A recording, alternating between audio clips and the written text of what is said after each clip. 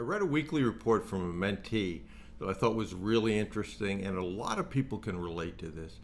And in her weekly report, she commented that she didn't work over the weekend because she had a bad call with a law firm on Friday.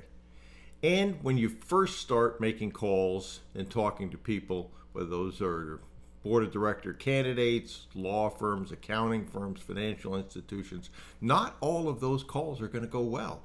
So what's important to remember is that if you have a bad call, the quickest way to correct your mental attitude is to have a good call, which means you make another call. And years ago, I had a telemarketer that worked for me when I was in the property tax business. And I said to him, all day long, you make phone calls. The vast majority of those people say they're not interested or say no to you. So mentally, how do you deal with that? And what he said to me was that I imagine myself on one side of a river. My job is to get to the other side of the river every day. And I view all the water that's rolling by as the no's, and the rocks that I step on to get to the other side, those are the yeses.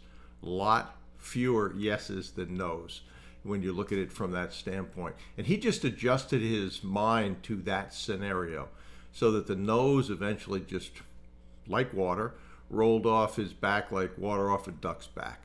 And if you begin to think of it that way, don't let a bad call steal having a good call. So you take a look at it. People are going to be upset with you on occasion.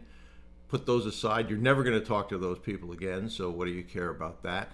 And move on to the next call. And after a while, that process will become much, much easier for you. So I know this person can do that. And remember to keep pushing. Action is what separates those that succeed from those that don't succeed, as long as the plan is right. And a big part of that action is self-image and self-esteem. If you work on that, those no's along the way won't bother you near as much, and eventually not really very much at all.